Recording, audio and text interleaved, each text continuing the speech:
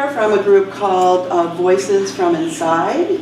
And Voices Inside is a writing program for women who are incarcerated, women who have been previously incarcerated, and women in recovery. Voices Carry is the group that goes out. We carry the voices out into the community. So Voices Carry does classroom work like this, and where we go to poetry festivals, and we go to churches, and we go to other schools, and we read out between 35 and 40 times a year. So that's a whole other aspect of this, is not only writing, having other people hear it in a group, but then also having the opportunity to really share their work with you and get feedback from you. Right. This one's hard. I was in jail for the third time, feeling more sorry for myself than sorry for the reasons I was in for.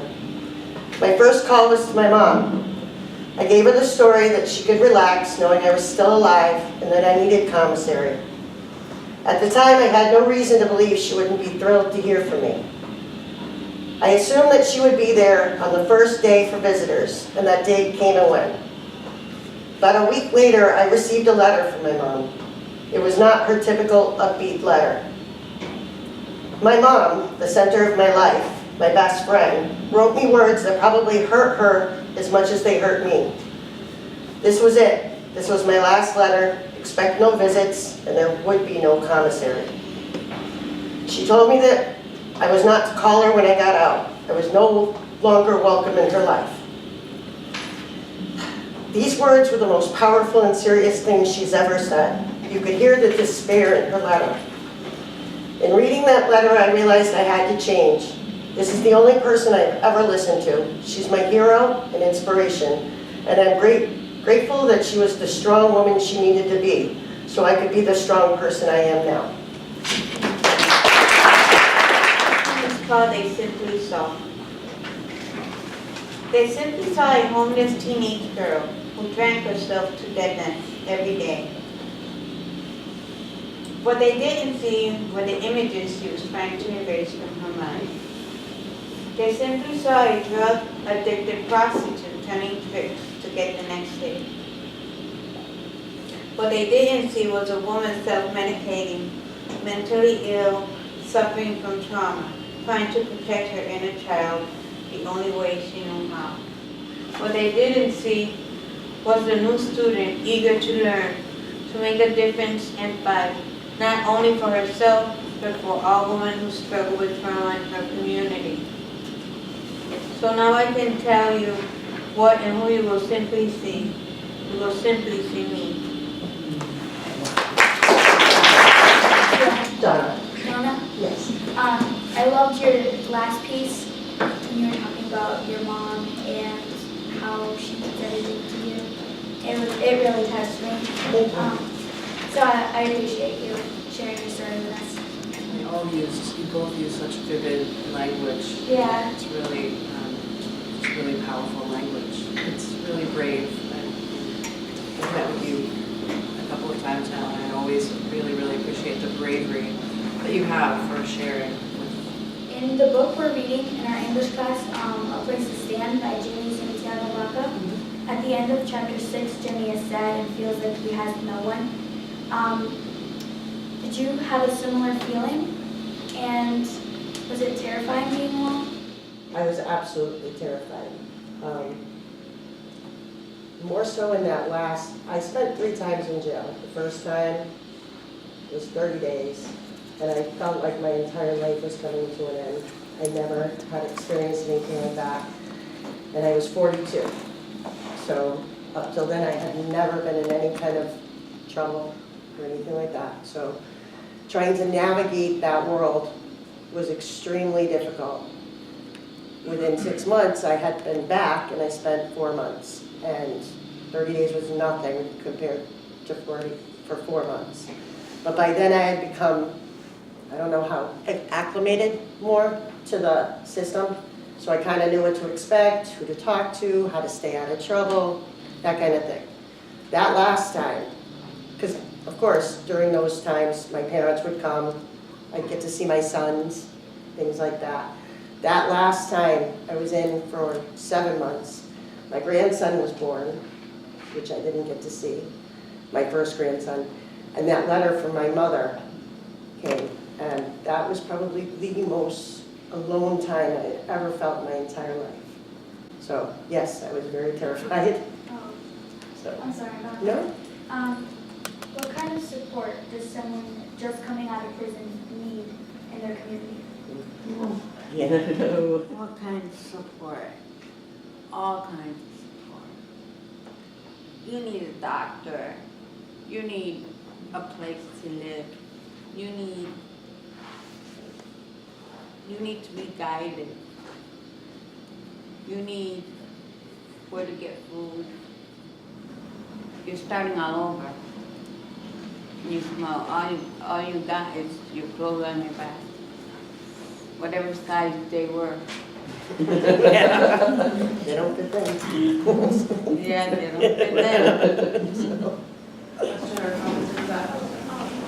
Yeah, so just for both of you guys, like how do you think writing like has affected you like in your healing process? Like has it, you know, like what kind of like support has that brought into your life? It's better than my therapist. But it would take a lot of the bad stuff and I would put it on paper. And as time went on, the writing got better.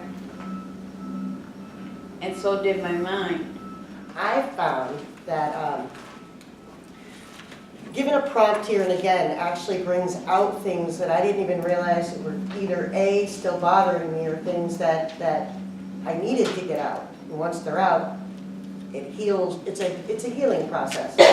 And the other thing is when you're trapped in jail and you're isolated, because the entire time you're using or being an alcoholic or whatever the case may be, I mean, a lot of us have mental health issues generally, but you always feel like you're trapped inside your own head. And what I find is, coming to this group, I've learned how to first open myself up a little to people I don't know, and second, start trusting and becoming a part of something that keeps me from being alone. So I want to know when and how did your addictions develop, and what did you do, or what happened to make you kick the habit? So I started it really early. I was an alcoholic by the age of 13. Heroin, I started at 25. Crack cocaine, I started at 23. So that's when I started my drug path history. When I was 3 years old, I was molested by a family member. But I kept having flashbacks and stuff like that at the age of 5. Then as I got older, I've gotten raped, I've gotten kidnapped, raped again and again. There's certain parts of the rape. I was kidnapped for 18 hours. Kidnapped, held for 18 hours, and raped during that time, over and over. So I have really bad brain because it comes to me whenever it wants. That's when the drugs really started. I finally realized that I wanted help and I wanted to be clean. But I didn't know how to do it. I realized that I had to fix my mental problem as much as my addiction problem at the same time. And I don't think I ever really did drugs or anything until my last marriage. And he was very abusive. Like, I thought I was abused then.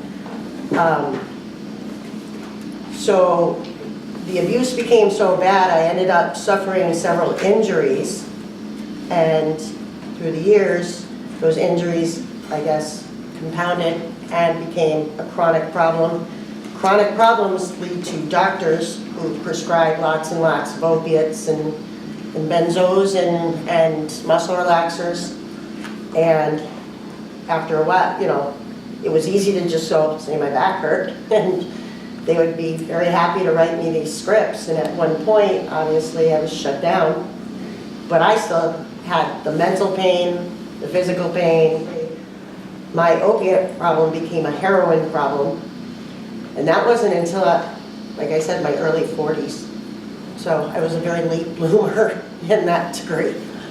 But boy, in 3 years, I managed to go to jail 3 times, lose my family, not see my grandkid. The reason I stopped, A, my mother starting to have grandkids, was I really had to address the problems that I was facing. I was also diagnosed with bipolar. It was treatable. And now that I'm treating both my mental issue, my trauma, my PTSD, and addiction treatment, it's all come around and it's made it so much easier to stay clean and get my life back in order. Majority, if you look at the statistics, the majority of women, 86% of women going into incarcerated have a substance abuse problem. 87% of them have a mental health problem. The majority of them have been sexually abused as children. So there's always a mental health component. And so, you know, understanding that they have coexisting disorders, so you have an addiction and you have a mental health problem together. Also, along with all of that and the abuse of substances do come pretty significant medical problems that also confound things. So trying to treat all of those together, I think, is a goal. I don't think we're there right now. But there is an effort to try to coordinate care. So hopefully we're going in the right direction. So we've got a lot, again, all I can say is we've got a lot of work to do, but I think that in terms of criminal justice reform, it's just really making sure that, you know, you pay attention and talk to your legislators about what is happening around criminal justice reform.